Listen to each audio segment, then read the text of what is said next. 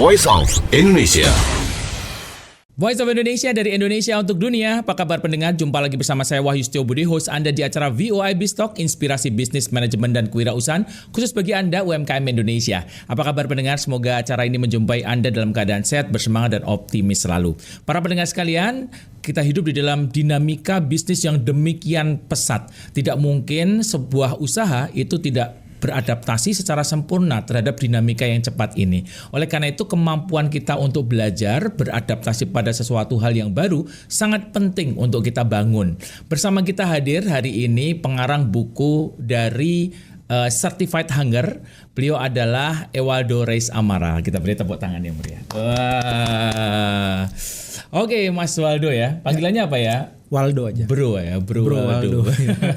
Bro Waldo ini kan mengarang buku yang namanya Certified Hunger. Ya. Ini menarik sekali nih karena judulnya itu Certified Hunger. Sertifikasi lapar ya. Lapar terus gitu ya. Namanya banyak nih pendengar kita yang sering lapar gitu ya. Nah, ini lapar dalam arti apa, Bro Waldo? Jadi memang kalau kita artikan dalam bahasa Indonesia, hunger itu kan lapar ya. Tapi konteksnya bukan lapar karena belum sarapan atau belum makan siang gitu ya.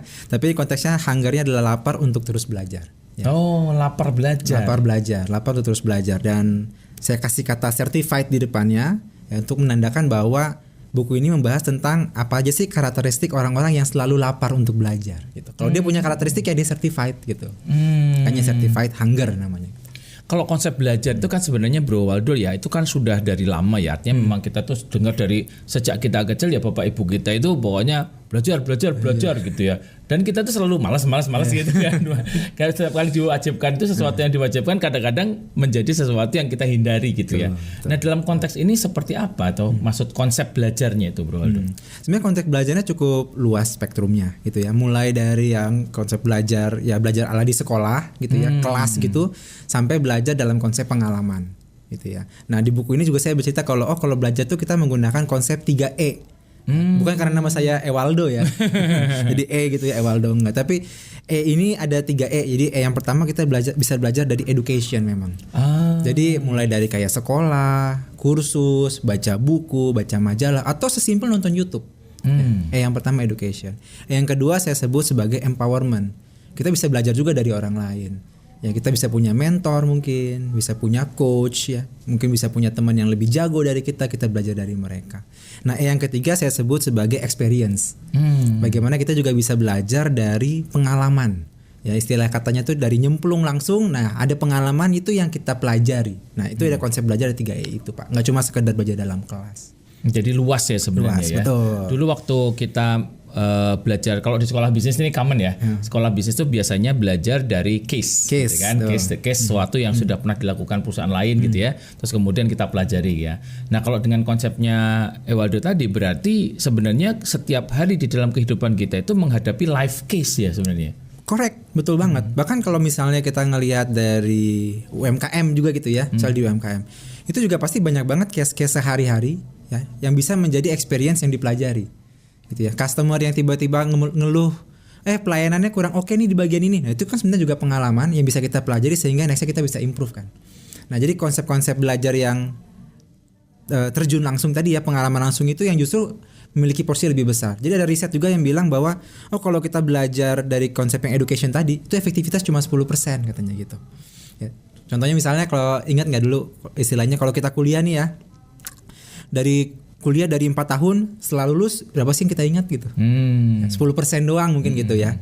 Nah, yang kedua tadi empowerment, efektivitas belajarnya 20%. Nah, efektivitas yang paling besar dari proses belajar itu adalah experience. Ngalamin langsung 70% efektivitas proses pelajaran datang dari experience itu, Pak. Jadi experience itu ternyata lebih banyak, lebih besar ya. Ewaldo, kalau dilihat dari sekarang ini perkembangannya kan belajar kita tuh udah nggak konvensional kayak dulu ya. Dulu belajarnya buku. Zaman saya itu ingat waktu saya masih SD itu kalau awal semester itu kita ngantri itu buat ganti buku karena bukunya buku paket gitu kan. Kita buku paket ganti buku paket baru gitu kan. Terus kadang-kadang kita suka ngapusin catatan orang lain gitu ya. Karena dulu kan paket tuh buku ya. Jadi artinya tidak ada interaksi juga antara kita dengan buku itu karena buku kan statik ya. Sementara sekarang beda ya. Orang belajar itu kadang-kadang bisa lewat internet yang kita bisa nyari gitu ya. Bahkan kemarin tuh salah seorang teman saya tuh belajar, wah saya tuh kan ada saya ngampu mata kuliah namanya venture capital itu. Nah, ternyata kita, wah kok kamu venture capital kok jago gitu, saya tanya kan. Belajarnya dari buku apa? Wah nggak belajar dari buku Pak, saya belajarnya dari itu drakor, startup. Ada drakor startup. Kan itu belajarnya itu dari film itu bisa gitu ya. Nah dalam konteks ini seperti apa, Bro Waldo? Bahkan kalau konteks startup yang drakor itu Pak, saya bikin konten sendiri tuh Pak. Oh ya. Apa yang bisa kita pelajari dari drakor startup? Dan literally saya nyebut 3E itu Pak. Dari drakor startup. Gimana kalau di drakornya itu ya mereka belajar dari education, dari kuliahan, mereka punya empowerment, belajar dari mentor, sampai mereka punya experience building the startup itself gitu. Jadi kita yang paling penting dalam konteks belajar itu kita tahu kita mau belajar apa, skill apa yang ingin kita bangun. Ya. Jadi ketika kita nonton drakor tadi, ya, saya mau belajar misalnya, saya lagi pengen belajar tentang dunia venture capital gitu ya.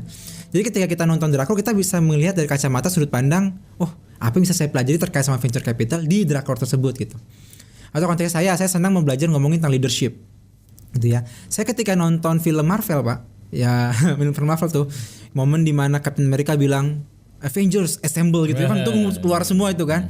Itu saya belajar bagaimana leadership itu muncul dari seorang Captain America yang kekuatannya quote and quote ya gitu doang kan. Beda dengan Iron Man yang bisa nembak kemana-mana, bisa terbang segala macam. Thor punya palu dengan kekuatan yang petir segala macam. Captain America bisa apa coba? Captain America ternyata bisanya cuma berantem ya, ninju yang nangkis segala macam itu. Tapi leadership itu ternyata bukan datang dari kekuatan power yang dimiliki oleh si orang bersangkutan. Tapi bagaimana dia bisa menginfluence timnya kan? Bagaimana dia bisa mengangkat timnya, mengempower timnya. Nah itu leadership saya belajar dari film Marvel. Karena memang saya konteksnya lagi pengen belajar leadership gitu. Jadi balik lagi kita pengen belajar apa, ya nanti ketika lagi nonton mungkin atau lihat pengalaman pribadi ya di lampu merah segala macam itu bisa hal-hal bisa kita pelajari, experience-nya gitu. Kuncinya apa ya? Ketika kita kan banyak juga orang yang nonton akhirnya cuma dapat hiburan doang ya. Tapi apa yang membedakan seseorang yang nonton kemudian dia mendapat insight, mendapat hikmah, mendapat learning points gitu, dengan orang yang nonton itu sekedar untuk mendapat hiburan? Apa pembedanya itu? Ya, pembedanya kalau saya rasa adalah apa yang menjadi alasan dia mau nontonnya ya. Kalau memang dari awal dia mau state bahwa saya mau hiburan aja gitu ya, nggak apa-apa juga kan, nggak masalah juga ya, dia mau entertain doang gitu ya. Tapi kalau di satu sisi saya mau belajar sesuatu gitu, apalagi kalau kemarin ngeliat ada film Inside Out tuh ya Pak ya. Oh iya. Inside Out itu juga kan sebenarnya ngomongin tentang feeling, emotions gitu ya. Oh kalau saya mau belajar lebih lanjut tentang emotions, cocoknya nonton Inside Out misalnya. Jadi saya mau ngambil intisari dari itu juga bisa-bisa aja. Jadi balik lagi apa reason, alasan yang ketika saya mau nonton itu. Manusia kan bergerak karena ada alasan nih. Misalnya saya mau jalan ke meja makan. Saya mau jalan ke meja makan karena saya lapar. Karena saya lapar maka saya jalan kan ke meja makan. Ada alasan yang kuat kenapa saya jalan gitu kan. Tapi kalau saya nggak punya alasan yang kuat, saya akan berdiri diem aja. Atau saya diem aja di kasur misalnya ya, saya nggak bakal jalan ke meja makan. Karena saya nggak punya alasan yang kuat kenapa saya harus ke meja makan gitu ya. Jadi alasan-alasan yang inilah yang kalau sudah kuat ya, itu jadi membantu kita sebenarnya. Oh jadinya kalau saya nonton ini saya bisa dapat intisari experience-nya apa. Jadi mindset dulu ya sebenarnya ya. Mindset untuk belajar itu dulu yang mesti dibangun ya. Betul. Mindset belajar dibangun, maka itu kemudian akan mengasah radar kita. Betul. Radar kita untuk menangkap tadi learning points yang tercecer di mana-mana itu. Betul. Di buku Certified Tangger ini saya cerita bahwa landasan orang yang senang sama belajar itu ada dua. Ya. Yang pertama adalah bagaimana dia bisa menikmati ketidaktahuan. Maksudnya apa menikmati ketidaktahuan? Dia nyaman kalau dia itu quote and quote ya Pak ya. Dia nyaman di kondisi dia tuh lagi bodoh. Ya. Bukan nyaman adalah saya bodoh saya nyaman, bukan gitu ya. Tapi dia nyaman dalam arti dia mengakui bahwa saya belum tahu topik tersebut, saya belum ahli di bidang tersebut. Saya menikmati momen itu bahwa saya tidak tahu, saya tidak paham. Lalu muncul yang kedua, ya yang kedua itu adalah saya mau mencari tahu. Jadi karena dia mampu untuk menikmati ketidaktahuan, maka dia bisa mencari tahu. Ya, dia bisa belajar, dia ada rasa ingin untuk belajarnya. Kalau dari awal ngerasa bahwa saya adalah yang paling pinter, bisnis saya udah paling jago, karyawan saya udah paling pinter ya, saya nggak perlu belajar apa lagi. Itulah challenge terbesar kalau kita mau belajar. Jadi dari awal harus bilang bahwa oh ya masih banyak hal yang saya belum tahu. Ya, oleh karena itu saya mau mencari tahu. Entah nanti lewat buku, entah nanti ikut kursus, entah nanti nonton film, entah nanti ngerjain project tertentu misalnya gitu.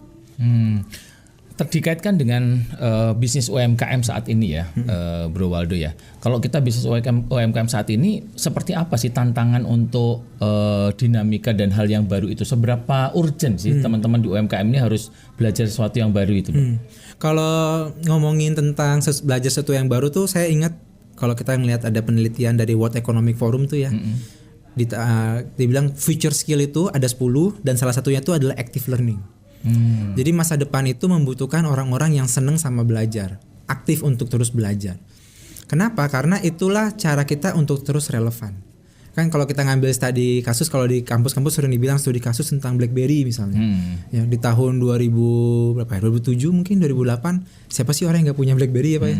Kayak kalau ketemu orang tanyanya pin BBM. BBM kan? Yeah. Pin BB-nya berapa pin sih? BB. Gitu kan? Pin BB-nya berapa? Punya tung Ya, ping gitu kan. Nah, tapi di tahun 2007 itu ya dia adalah top leader kan. Market share itu paling besar kalau ngomongin mobile phone. Tapi di tahun sekarang 2024 gitu, siapa sih masih pakai BlackBerry gitu ya? Nah, ketika kita sebagai satu organisasi itu menjadi tidak relevan, maka customer akan menjauhi kita. Konteksnya kalau misalnya BlackBerry tidak relevan adalah apa? Oh, ternyata customer tuh pengen banget kalau HP itu yang touchscreen, gitu ya, bisa download banyak aplikasi. Ketika dia tidak mampu untuk mengikuti tren customer yang berubah tersebut, dia jadi nggak relevan. Udah nggak relevan ya berarti dia tinggal customer, gitu ya. Nah begitu juga sama konsepnya ketika di bisnis. Kita ngelihat bahwa sekarang tren itu dari sisi bisnis seperti apa, tren customer mau seperti apa. Jangan-jangan ada skill yang harus dipelajari oleh kita sebagai organisasi yang memang dibutuhkan oleh customer gitu. Nah, itu jadi korelasinya sangat di situ. Karena kalau kita tidak menyasar gap skill yang tadi, jangan-jangan customer jadi kabur, barang kita jadi nggak relevan ya dengan kebutuhan pasar gitu. Ini kan mungkin para pendengar ini ada yang punya bisnis tuh udah puluhan tahun gitu ya. Nah, ketika ada hal yang baru, sebaiknya yang dilakukan seperti apa nih? Beradaptasi atau dia lebih bagus mempertahankan nih. Misalkan dia punya toko roti nih. Toko rotinya udah 30-40 tahun gitu kan, udah punya cara sendiri, punya customer sendiri gitu ya. Tapi sekarang rotinya kan banyak ya. Ada kromboloni, ada kemarin ada lagi ada Milky Bun gitu ya. Nah, itu yang perlu dilakukan oleh perusahaan seperti apakah tetap dengan yang sekarang atau mencoba beradaptasi, ikut serta atau gimana ya? Nah, mungkin kita perlu ngelihat dulu kan one size doesn't fit all kan gitu ya. Kita lihat dulu apakah memang ada kebutuhan mendesak dari sisi kita sebagai organisasi untuk transform tadi ya. Misalnya kalau kita ngomongin tadi roti gitu, customer kita sekarang tuh senangnya tuh roti yang kayak gimana gitu. Jangan-jangan tren customer sekarang itu pengen roti yang ada tambahan apalah, tambahan apa, dan kita sebagai perusahaan organisasi tidak mampu menyediakan hal tersebut kepada customer. Otomatis kita akan jadi tidak relevan dan ditinggal oleh customer. Nah, ketika itu sudah menyasar di tempat PNL-nya kita gitu ya, maka kita harus coba untuk kita harus riset, kita harus belajar cara bikin roti yang tambahin segala macam yang customer mau. Atau jangan-jangan sekarang customer itu trennya adalah kalau beli roti sekalian ngopi misalnya. Jadi saya harus provide kayak mini coffee shop di dalam toko roti saya gitu. Dan kopi yang orang-orang senang misalnya sekarang kopi susu gula merah gitu. Nah, kita sebagai toko roti mungkin kita nggak punya skill itu ya. Kita nggak punya skill untuk provide coffee shopnya, nggak punya skill atau untuk bikin si kopi susu gula merahnya. Mau nggak mau kita harus belajar. Dengan cara begitu kita jadi lebih relevan ya. Kita relevan bahwa customer akhirnya tetap mau beli rotinya kita dan mereka sambil nongkrong gitu ya, sambil beli kopinya kita di coffee shop gitu. Wah, menarik ya. Ini para pendengar sekalian, ini menarik sekali pembicaraan kita di sesi 1 ini ya. Tadi kita udah bicara banyak mengenai konsep belajar ya, ada 3E tadi, education, experience, empowerment ya. Dan ini juga saya rasa sangat relevan buat kita para pengusaha sekalian untuk melihat terus bahwa kita itu harus terus beradaptasi terhadap lingkungan, dan adaptasi itu kuncinya adalah belajar. Kita nanti akan lanjutkan lagi setelah kita nikmati lagu-lagu berikut ini untuk menghangatkan suasana kita. Voice of Indonesia.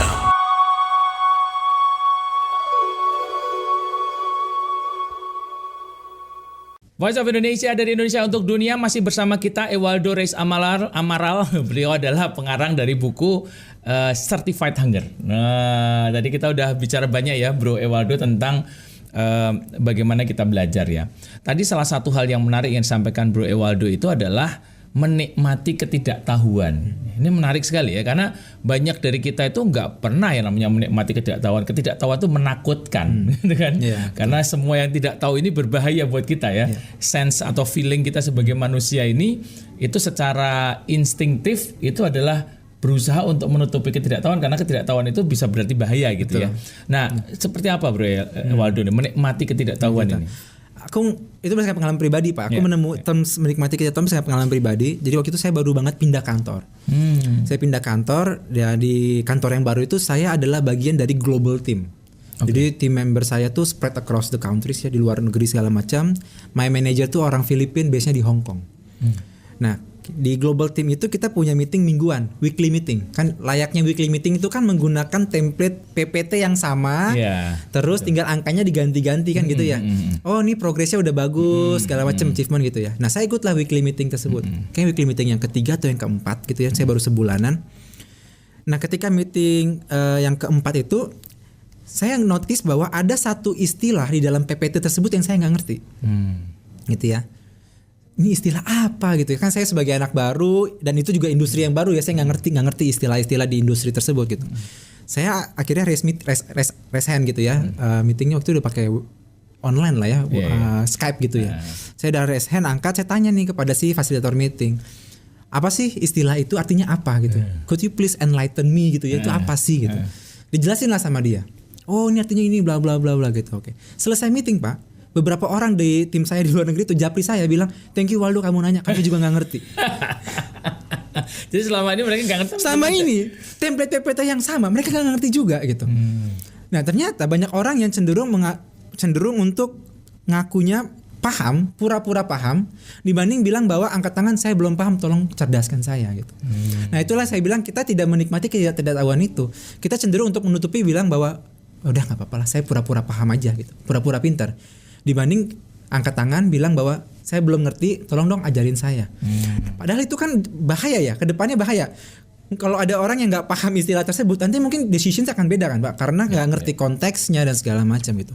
Tapi kalau kita bisa angkat tangan, kita minta dijelasin dulu, kita jadi paham konteks, sehingga nanti ketika pengambilan keputusan jadi bisa lebih tepat. Nah bayangkan kalau ini masuk ke scale yang lebih besar ya, sisi bisnis yang lebih besar, dari sisi organisasi, dari sisi kita sebagai karyawan gitu ya. Ada berapa banyak hal-hal yang kita tidak tahu, tapi kita cenderung untuk pura-pura paham. Karena apa? Biasanya manusia kita punya fear, ketakutan of being judged. Ketakutan di be judged, bahwa kita tuh nggak paham, kita tuh bodoh, kita tuh tidak pintar, kita idiot. Itu kita ada ketakutan itu. Ya. Makanya kalau my manager itu yang orang Filipina tadi, dia ngasih tips ke saya gitu. Kalau kamu lagi nggak paham, udah kamu angkat tangan, terus kamu bilang gini, sorry if I'm asking a silly question. Sorry ya kalau saya nanya pertanyaan yang bodoh nih gitu. Jadi sebelum kalian ngejat saya bodoh, saya udah bodoh duluan gitu ya. Saya udah bilang bahwa saya bodoh gitu ya. Jadi sorry if I'm asking silly questions. Could you please enlighten me? Tolong dong bantu jelasin saya tentang ini gitu. Nah itu membantu untuk kita paling tidak fear of being judged gitu udah mulai keangkat kan ya. Ketakutan untuk dijudge itu. Nah ini kalau dalam skill yang lebih besar, misalnya dari sisi organisasi, kayak ngomong teks sekarang tuh yang lagi ngetren misalnya AI ya, misalnya AI gitu, artificial intelligence. Mungkin banyak di antara kita yang belum tahu tuh artificial intelligence itu apa. Itu bisa dipakai nggak sih ke UMKM saya, ke bisnis saya bisa dipakai atau enggak gitu ya. Nah sekarang pertanyaannya adalah, apakah saya mau menikmati ketidaktahuan bahwa saya belum ngerti sehingga saya mau mencari tahu, ya, atau saya pura-pura paham aja deh, ya udahlah gini-gini aja gitu. Atau yang sering dilakukan juga, itu sama saja dengan yang sudah saya ketahui dulu. Jadinya ignore kan Pak, betul. Akhirnya kita menolak, itu mah sama lah kayak sebelum-sebelumnya gitu. Sebelum-sebelumnya aman-aman aja, kita akhirnya mengignore bahwa ada opportunity yang jauh lebih besar gitu sebenarnya. Jadi ini yang penting ya sebenarnya, kita tuh begitu ada suatu fenomena yang kita nggak tahu itu harus berbinar-binar gitu. Kita menganggapnya sebagai rezeki, wah ini ada yang nggak tahu, berarti ini akan saya nambah ilmu baru ya. Betul, kayak gitu ya. Betul. Kayak tadi saya sempat cerita ke Pak Hayu ya waktu offline tuh ya, bahwa saya di kantor selain sekarang ngerjain HR, saya dikasih kerjaan ESG, sustainability. Dunia baru bagi saya gitu. Saya tidak tahu tuh apa barangnya apa gitu. Tapi saya ngelihat itu sebagai opportunity untuk saya belajar. Dan saya ketemu banyak banget riset yang bilang bahwa future of job itu adalah sustainability, green job gitu. Bahkan saya ngelihat beberapa teman-teman HR tuh kesulitan banget tuh nyari posisi ESG manager ya, ESG specialist tuh susah banget tuh di market. Jadi demand-nya tinggi tapi supply-nya rendah. Kalau saya dari awal nolak kerjaan itu dari bos saya gitu ya, berarti saya menolak rezeki kan sebenarnya. Bahwa sebenarnya ada opportunity yang jauh lebih besar ketika saya belajar hal baru ini. Nah di buku ini juga saya bilang di Certified Hunger, belajar hal baru itu sama dengan kita membuka kesempatan. Kesempatan apapun. Jadi ketika kita belajar satu skill baru, kita belajar satu kompetensi baru, itu sebenarnya membuka kesempatan untuk networking sama orang-orang baru, kesempatan untuk menambah rezeki, Bisnis baru. kesempatan bisnis baru dan segala macamnya gitu. Ini mindset yang penting ya. Jadi belajar itu pasti ada manfaatnya. Tidak akan pernah rugi kita kalau kita belajar gitu ya. Walaupun ya mungkin harus sabar-sabar lah. Nggak mungkin belajar sekarang langsung besok kan nggak mungkin ya. Tapi itu pasti yakin itu pasti akan terjadi gitu Pasti ya. akan terjadi. Saya percaya itu sih. Oke. Nah di dalam konteks belajar ini peran network seperti apa kan? Kata Peter Senge mengatakan katanya kan belajar itu zaman sekarang itu adalah team learning ya. Jadi learningnya itu berbasis tim. Nah dalam konteks tim ini seperti apa konteks tim learning? Nah aku juga ngomong tuh di Certified Hunger tuh setelah tadi yang baseline itu adalah menikmati ketidaktahuan tadi, itu bercabang tuh Pak. Ada dari sisi internal kita sebagai personal yang bisa kita kontrol. Ada juga sisi eksternal kita dengan orang lain. Nah salah satu elemen bahwa menjadi seorang Certified Hunger itu punya karakteristik dia itu mau majunya bareng-bareng. Ya. Dia nggak mau tuh maju tuh hanya seorang diri. Dia mau ngerangkul orang-orang, yuk kita maju bareng-bareng. Salah satu film yang saya suka tuh Three Idiots. Bapak pernah nonton Three Idiots? Three Idiots yang Bollywood? India bukan? India, betul. India. Nah itu pemeran utamanya itu dia orang cerdas banget, smart banget. Dua orang temannya itu orang-orang yang satu tuh confidence-nya sangat lemah ya, karena berasal dari keluarga yang miskin. Satu lagi orang yang kuliah karena disuruh sama orang tuanya, padahal dia hobinya fotografer gitu. Nah tapi si anak yang pinter banget ini dia merangkul temennya yang punya confidence rendah tuh untuk jadi punya confidence yang lebih tinggi. Yang tadinya suka sama fotografer, bahkan aplikasinya dikirimin tuh supaya dia bisa jadi fotografer di luar negeri gitu ya. Jadi orang yang sertifikatnya kurang lebih mirip-mirip seperti itu. Dia mau ngerangkul orang-orang, yuk kita maju bareng-bareng. Kalau dalam lingkup kecil organisasi misalnya tim gitu ya, dalam tim. Cara yang paling sederhana ketika kita mau menumbuhkan rasa apa ya istilahnya, cultivating learning culture gitu ya, mau menanamkan budaya belajar dalam tim, paling sesimpel gitu, kita ngelihat tim kita ini kekurangannya skillnya apa sih, tim saya ini kekurangan skillnya apa.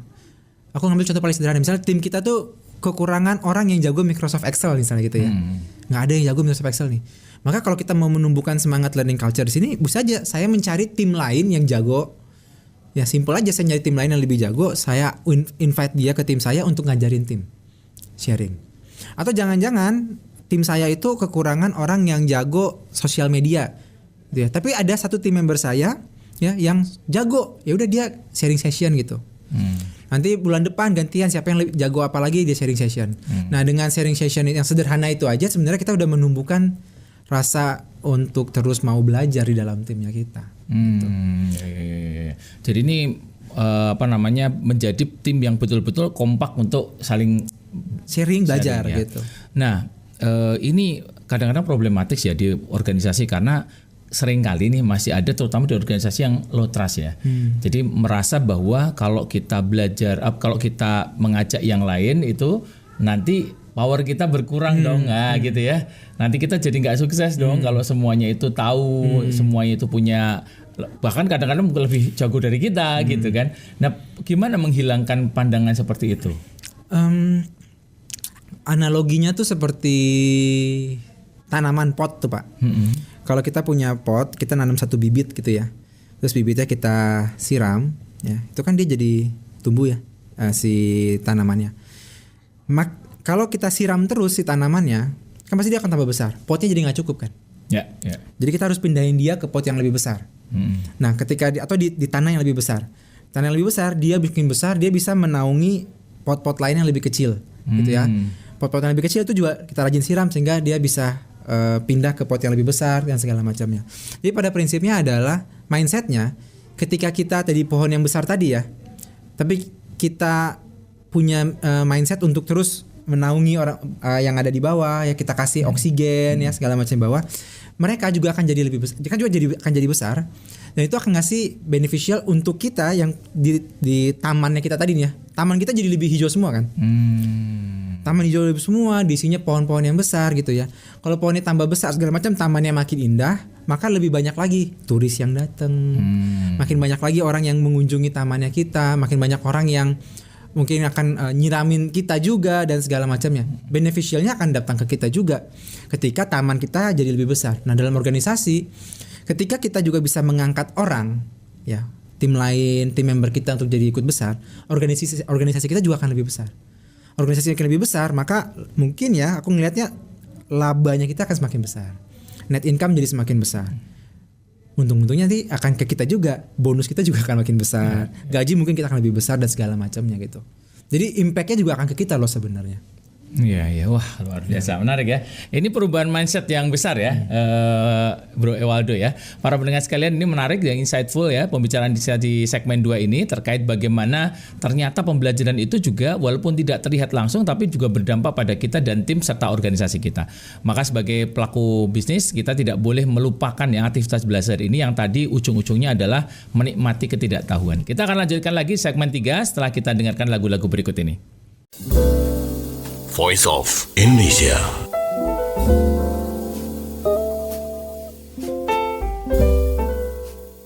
Voice of Indonesia dari Indonesia untuk Dunia, Certified Hunger adalah buku yang ditulis oleh Ewaldo Reis Amaral. Hari ini kita berdiskusi tentang bagaimana penerapan belajar bagi para UMKM di Indonesia. Selamat datang kembali di sesi 3 ini ya. Yes, Bro. Bro Ewaldo, nah, tadi kita udah cerita banyak mengenai apa itu belajar, bagaimana belajar di dalam tim dan apa yang perlu kita lakukan. Nah, berikutnya nih kesulitan-kesulitan atau hambatan-hambatan biasanya menghalangi orang untuk belajar itu apa sih? Belajar untuk menguasai hal baru gitu. Kalau saya melihat yang paling pertama kita tidak punya tujuan pembelajaran. Ya, di buku ini dia Certified Hunger saya bagi itu dari 4G, Pak. Moga-moga karena singkatan-singkatan jadi lebih gampang ingatnya ya. 4G. Jadi G yang pertama dalam konsep belajar itu adalah goal memang, tujuan. Kita harus tahu kita tuh mau belajar apa. Aku ngambil contoh misalnya kita UMKM yang pengen go global gitu ya. Kita pengen ekspor barang misalnya. Kalau saya mau ekspor barang, go global berarti salah satu kompetensi yang harus dimiliki oleh organisasi saya adalah kemampuan berbahasa Inggris kan gitu ya. Karena saya akan liaise sama partner-partner yang berasal dari luar negeri misalnya gitu. Berarti saya ngerasa nih misalnya, oh di tim saya itu masih kekurangan kompetensi orang-orang yang bisa bahasa Inggris. Berarti saya akan menetapkan goal. Tujuan pembelajarannya adalah saya mau timnya saya itu menguasai bahasa Inggris. Dan gak cuma sampai di situ, kita harus nyetapin indikatornya. Indikator kesuksesan kalau tim saya itu bisa bahasa Inggris itu apa? Apakah sesimpel mereka kalau email udah lancar, mereka bisa presentasi bahasa Inggris ya, atau bahkan mau tes, bahkan ya kalau mau tes bahasa Inggris kan banyak ya, TOEFL lah segala macam gitu. Itu juga boleh-boleh aja. Goal dan ada indikatornya. Nah, G yang kedua adalah saya sebut sebagai gap. Jadi kalau tadi ada goal itu kan tujuannya tinggi ya. Misalnya sesimpel tadi ya, mau bisa email pakai bahasa Inggris, komunikasi pakai bahasa Inggris ya. Terus ngelis nih, gapnya apa di tim saya? Jangan-jangan memperkenalkan diri menggunakan bahasa Inggris saja belum bisa. Berarti kan kita punya gap, ya, nge-gap. G yang kedua gap. G yang ketiga saya sebut sebagai grow. Ini momen dimana kita tumbuh. Cara tumbuhnya gimana nih untuk nutupin gap yang tadi? Gitu ya. Kita menggunakan yang 3E tadi. Ya, berarti saya bisa education. Yang pertama mungkin saya bisa ikut kursus, ya, bisa baca buku. Yang kedua empowerment. Mungkin ada orang lain yang lebih jago bahasa Inggris ngajar ke kita, jadi trainer, jadi coach, jadi mentor. Yang ketiga experience. Ya, tim member saya kasih pengalaman langsung presentasi bahasa Inggris misalnya. Saya kasih pengalaman langsung bikin email bahasa Inggris, kan experience langsung. Nah, itu cara kita untuk grow. Nah, G yang keempat, yang terakhir itu saya sebut sebagai gauge atau sinonimnya itu measurement. Kita mengukur apakah metode grow-nya kita tadi itu sudah berhasil atau enggak. Nah, kalau itu sudah kita lakukan, kita kembali ke G yang pertama. Nah, itu jadi kayak bentuknya kayak cycle. Ya, ini saya bilang sebagai kalau konsepnya Certified Hunger, belajar itu seperti huruf O. Layaknya siklus yang tidak pernah berhenti. Ya. Jadi ada goal, gap, grow, gauge tadi, measurement, baru balik ke goal lagi. Nah, yang menjadi tantangan paling besar adalah ketika kita tidak menetapkan, saya ini tujuan pembelajarannya ini apa? Saya mau menguasai skill apa dan kenapa saya mau menguasai skill itu? Kayak tadi saya ngomong, sekarang banyak banget orang ngomongin AI, machine learning gitu ya, artificial intelligence. Wah, saya mau deh belajar tentang AI misalnya gitu ya. Tapi dia tidak tahu kenapa sih saya harus belajar AI. Jadinya hanya kayak sebatas keren-kerenan aja deh gitu ya. Lagi riding the wave, lagi seru-seruan nih ngomongin AI, saya ikut aja deh, ikut kursusnya segala macam. Tapi percayalah sama saya, kalau model kayak gitu itu paling bertahan belajar cuma 1 bulan. ya, atau 3 minggu mungkin 3 minggu udah bagus, sisanya tuh pasti udah nggak ada lagi tuh konsistensi untuk melanjutin karena alasannya nggak jelas gitu ya, nggak kuat, kita nggak punya tujuan yang kuat kenapa kita mau belajar itu gitu sih Pak. Ya.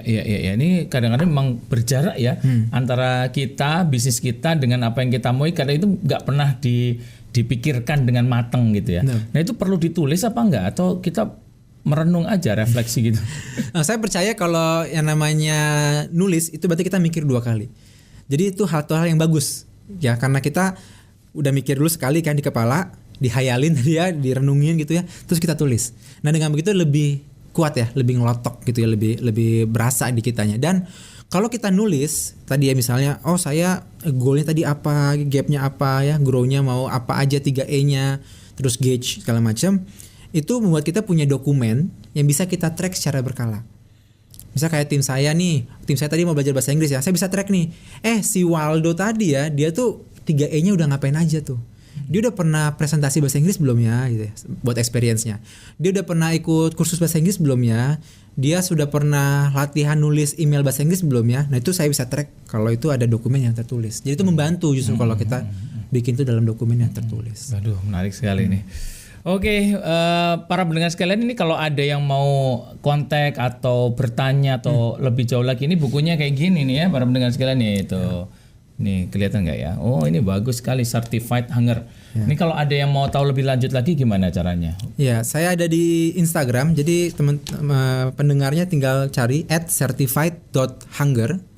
Ya, @certified.hunger itu kita ada di Instagram. Nanti kalau misalnya ada yang mau didiskusikan, kita ngobrol, feel free nanti langsung lewat Instagram aja. Ada community gitu nggak? Community belum. Nah, nanti ya, mungkin coming soon ya. Coming soon di community. Ya biar certified itu benar-benar tersertifikasi. Ya. Ada certified hunger gitu. Oke, terima kasih Bro Ewaldo. Sebelum kita tutup, apakah ada closing remarks? Kalau saya tadi balik lagi bahwa yang namanya belajar itu berarti membuka kesempatan. Jadi pertanyaan yang bisa kita tanyakan sehari-hari ketika membuka mata bangun tidur gitu, kita tanya apa sih yang mau saya pelajari hari ini? Artinya apa? Apa sih kesempatan yang mau saya buka hari ini? Karena dengan belajar satu hal baru, maka saya membuka opportunity baru. Bisa opportunity tadi ya, bisa networking, bisa rezeki, opportunity bisnis dan segala macamnya. Ya, luar biasa para pendengar sekalian, ini insight yang bermanfaat di hari yang cerah ini. Ya, kita nanti akan terus berpikir dan bagaimana kita mengembangkan bisnis ke depan. Tentu dengan adanya berbagai macam perubahan dinamika bisnis, ada teknologi digital, ada pandemic yang kemarin menghantam kita, ada sekarang juga banyak kita sebut ada perang dagang antara banyak negara. Itu tentu akan membuka peluang bahkan menutup peluang juga. Jadi kita perlu terus berselancar di dalam lingkungan yang berubah ini, dan belajar itu menjadi salah satu titik poin penting dan hal yang kritikal untuk kita bangun. Terima kasih atas atensinya. Kita akan kembali lagi minggu-minggu depan dengan materi yang menarik. Jangan lupa tunggu selalu VOA Biztalk hanya di Voice of Indonesia, dari Indonesia untuk dunia. Sampai bertemu lagi. Voice of Indonesia.